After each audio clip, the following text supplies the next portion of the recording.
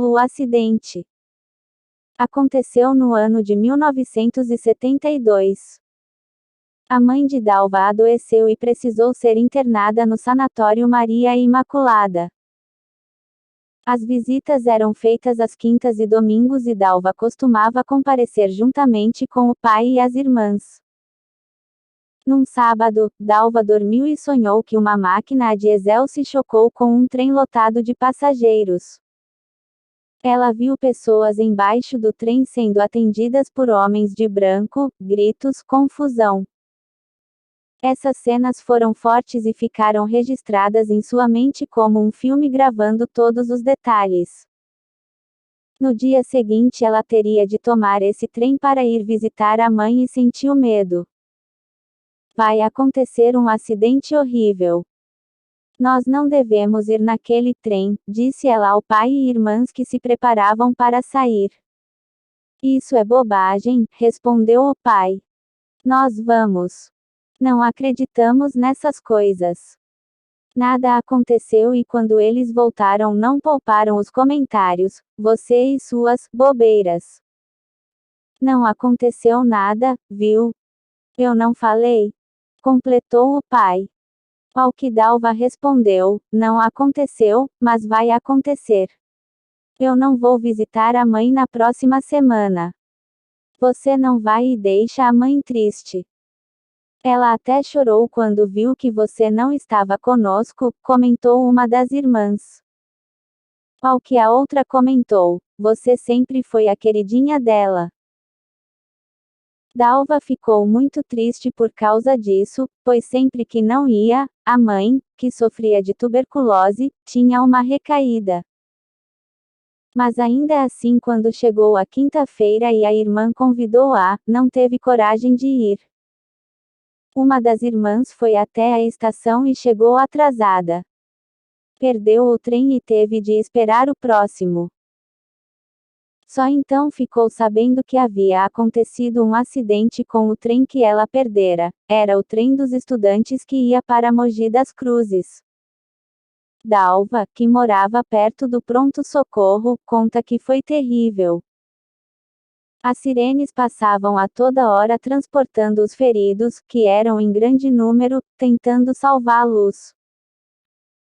Naquela noite, Dalva sonhou com 3 dos homens de branco que vira socorrendo pessoas embaixo do trem.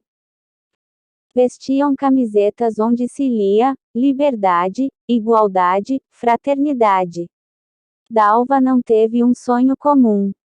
Foi uma premonição. Ela entrou na faixa do tempo e viu o que aconteceria alguns dias depois. A saída do corpo com lucidez, a viagem astral ou projeção, como atualmente é chamada, é diferente do sonho comum. É vibrante, causa forte impressão e a pessoa tem certeza de que é um fato real. Por esse motivo, Dalva tinha certeza de que o acidente aconteceria, como de fato ocorreu. O fato de ela ter sido avisada e mesmo de sua irmã ter perdido aquele trem demonstra que ninguém da família estava marcado para passar por aquela tragédia. Comprova mais uma vez que nada ocorre ao acaso. De alguma maneira, as pessoas que devem passar por determinada experiência são reunidas naquele local e momento. Quantas vezes ouvimos contar sobre pessoas que se salvaram de desastres de avião por terem se atrasado ou trocado a passagem na última hora, por conta de algum acontecimento inesperado? Um dado curioso foi o que estava escrito na camisa dos espíritos que prestaram socorro: liberdade, igualdade, fraternidade. Esse slogan teve origem na Revolução Francesa. Era o grito com o qual os revolucionários combatiam e consta agora até no hino francês. Em que pese a contribuição dessa revolução no progresso dos povos, houve muita violência, crueldade, abuso de poder. A monarquia foi substituída na posse do poder por pessoas ignorantes. A guilhotina funcionou ininterruptamente durante muito tempo e cortou a cabeça até do seu inventor, o que demonstra que cada um experimenta o que impinge aos outros. Sabendo que tudo acontece no momento certo, do jeito certo e que a vida faz sempre o melhor, eu me pergunto, por que as pessoas que estavam naquele trem foram reunidas ali para essa experiência? Porque os espíritos socorristas traziam o lema da Revolução Francesa estampado na camisa. Será que naquele trem estavam pessoas que participaram daquela revolução e que por causa de suas atitudes atraíram esse acidente em suas vidas? Não tenho as respostas. Mas uma coisa eu sei. Cada um é inteiramente responsável pelas suas atitudes e escreve o próprio destino. Pensando assim, não é melhor escolher apenas o bem? Caso enviado por Dalva Alexandre Focheto Rua Erotides de Paula, 25 Poá São Paulo. O relógio de parede.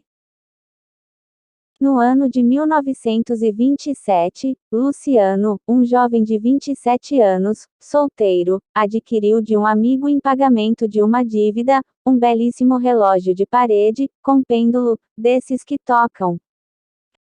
Ele se afeiçoou muito ao relógio, morria de ciúmes e sempre o colocava bem no alto da parede para que ninguém mexesse, só ele. Luciano era marceneiro e notou que toda vez que estava para acontecer alguma coisa, geralmente um acidente de trabalho, o relógio parava como que para avisá-lo. Luciano casou-se em 1932 e teve 3 filhos.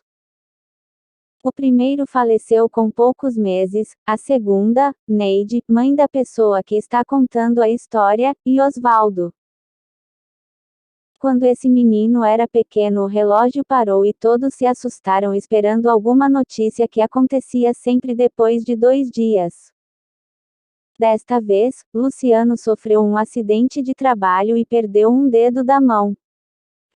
Osvaldo cresceu e foi motivo de preocupação para os pais. Quando criança, sempre doente, quando adulto, irresponsável, alcoólatra. Apesar de tantas fraquezas, ele era muito simpático, carismático, possuía mediunidade, mas não aceitava. Em 1969, quando Luciano ficou viúvo, Osvaldo, que estava separado da esposa, foi morar com ele. Márcia, neta de Luciano, sentia grande afinidade com o avô e como ele ficava sozinho, ela ia muitas vezes fazer-lhe companhia. Ele era excelente cozinheiro e até hoje ela nunca se esqueceu do aroma de suas comidas, especialmente as sopas. Em janeiro de 1974 o relógio parou às 5h30 da manhã, só que desta vez para anunciar o falecimento do seu dono, que ocorreu exatamente nessa hora. Neide, mãe de Márcia, herdou o relógio. Osvaldo casou-se novamente, mas continuou causando problemas para a família. Mudou-se para Curitiba e convenceu a irmã a acompanhá-lo. A família inteira foi para Curitiba. Como a situação financeira dele era precária, todas as despesas foram cobertas pela família. Depois que eles se mudaram para aquela cidade, tudo começou a piorar. A começar pelo relógio que, após ser colocado na parede da nova casa de Neide, nunca mais funcionou. Foram levadas várias vezes a um conceituado relojoeiro que, apesar de ter se esforçado chegando a ficar uma noite até a madrugada tentando consertá-lo, não conseguiu. O estranho era que o único movimento que os ponteiros faziam era para trás. Para frente estava travado. O relojoeiro não entendia o que estava acontecendo. O jeito foi deixá-lo de lado. Osvaldo piorava dia a dia, ocasionando muitos problemas à família que vivia em pé de guerra sem um mínimo de sossego. A situação chegou a um ponto que a família se cansou de confusão e cortou relações com Osvaldo, chegando a pedir na justiça o despejo da casa que haviam alugado para ele. Quando finalmente cortaram o último vínculo com Osvaldo, assinando os papéis, algo curioso aconteceu.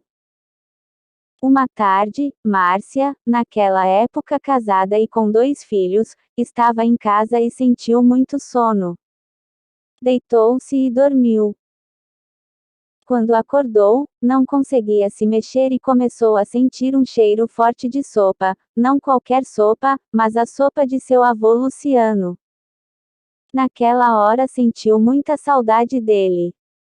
Quando conseguiu se mexer, levantou-se e foi verificar de onde poderia ter vindo o cheiro. Não poderia ser da casa dos vizinhos, pois as residências eram isoladas e separadas. Telefonou para a mãe e contou o que havia acontecido e ela, sem dizer nada, pediu que Márcia esperasse e escutasse. Passados alguns segundos, ela ouviu o relógio badalar as horas. Então Neide contou que sentira um impulso para mexer no relógio e que ele, como num passe de mágica, começara a funcionar. Márcia não se conteve e foi à casa da mãe verificar. O relógio estava funcionando normalmente. O impulso de Neide ocorrera na mesma hora em que Márcia sentira o cheiro da sopa do avô. As duas ficaram muito emocionadas com a certeza de que Luciano estivera ali, compreenderam que o relógio ficara parado durante 1 ano e meio, advertindo que todos estavam no caminho errado. Colocaram as casas à venda e em alguns meses toda a família estava de volta a São Paulo. O relógio, desde aquele dia, nunca mais parou, guardando em si mesmo um mistério que está além da nossa imaginação. A vida continua após a morte do corpo. Quem morre neste mundo vai viver na outra dimensão. Todos nós vivemos de lá, mas como estamos temporariamente esquecidos do passado, há muita curiosidade. Os espíritos têm trazido informações a respeito, algumas confiáveis, outras misturadas às fantasias das pessoas. Entretanto, o que se pode deduzir com certeza é que nas dimensões próximas ao nosso planeta, onde residem os espíritos que permanecem ligados à nossa humanidade, há uma sociedade organizada muito semelhante à nossa. Inclusive, as necessidades físicas de cada um continuam existindo, uma vez que o corpo astral precisa preservar as funções que possui com vistas às futuras reencarnações. Claro que com algumas diferenças. Não existe procriação, mas o relacionamento sexual afetivo, a alimentação, etc. continuam certamente adequados às energias e à evolução do meio onde o espírito passa a viver. Eles têm muito interesse em tudo o que acontece na Terra, porquanto deixaram aqui pessoas que amam e também porque um dia deverão voltar a reencarnar. Todas as noites quando dormimos, deixamos o corpo e vamos visitar o astral. Quase sempre, ao acordar, esquecemos onde fomos e o que fizemos. A barreira do corpo de carne é forte para a maioria, embora alguns já consigam ter consciência de suas viagens astrais. Mas para os espíritos desencarnados é fácil observar as pessoas encarnadas, tentar influenciá-las de acordo com seus interesses. Para o corpo astral, a matéria concreta do nosso mundo é rarefeita e eles podem atravessá-la com facilidade. Portanto, para eles não há portas nem paredes que os impeça de nos observar. Podem até ouvir nossos pensamentos íntimos. Dá para imaginar o que sentem os desencarnados quando visitam seus entes queridos na Terra e descobrem que eles estão escolhendo errado, fazendo coisas cujos resultados serão desastrosos e lhes trarão sofrimento. Como não podem interferir no livre-arbítrio de cada um, tentam se comunicar por meio de sinais, símbolos que poderão chamar a atenção da pessoa, fazendo-a refletir e perceber os enganos. Foi o que aconteceu com o espírito que se utilizava do relógio de parede para avisar o Luciano do que ia acontecer, tentando fazê-lo pensar na espiritualidade. Tanto ele gostou do processo que por fim o utilizou após a morte para avisar a família que eles estavam agindo de forma errada. Ajudar as pessoas é difícil. Requer conhecimento espiritual para não atrapalhar o processo de desenvolvimento delas. É comum dentro de uma família a vontade de salvar o parente que se revela fraco diante das tentações e procede mal, principalmente se ele for alegre, agradável, simpático. Enquanto a vida trabalha para que ele responda pelos seus atos e possa reavaliar suas atitudes de outra forma, a família faz o contrário. Tenta protegê-lo, assumindo suas dívidas, encobrindo suas fraquezas. Alegam que agem assim por amor. Entretanto, na maioria dos casos, o fazem por vaidade, para que os outros não saibam a verdade ou pensando no próprio sossego, para não se aborrecerem com os problemas. O verdadeiro amor dá espaço para que a pessoa experimente suas escolhas sem críticas ou julgamentos, mas com firmeza, posicionando-se no bem, não alimentando ilusões, valorizando o presente e as oportunidades de progresso. Toda pessoa irresponsável tem a cabeça cheia de ilusões. Sonhos impossíveis, manias de grandeza. Vão da euforia à depressão. Como não conseguem o que esperam, mergulha nos vícios, nos negócios ilícitos. Sempre dá errado, não confiam na própria capacidade e se iludem cada vez mais, formando um círculo vicioso do qual têm dificuldade para sair. Foi o que a família de Oswaldo fez. Luciano tentou avisar parando o relógio e fazendo seus ponteiros só andarem para trás. Na verdade, superprotegendo Oswaldo, eles estavam trabalhando contra a vida que desejava fazê-lo assumir a responsabilidade de suas atitudes. Essa é a única forma para que aprenda. Estando contra a vida, todos os negócios da família andavam para trás. Quando finalmente compreenderam e pararam, tudo se normalizou. Pode até ser que hoje, 3 anos depois de a família ter deixado de se envolver nos negócios dele, Oswaldo já tenha começado a perceber a verdade. Seja qual for a situação que estejamos enfrentando, é sempre bom tentar entender o que a vida quer nos ensinar. Quando descobrimos, tudo se resolve, mas se não conseguimos, resta-nos confiar e esperar fazendo o nosso melhor porque a vida nunca erra, trabalha sempre pelo progresso e pelo bem.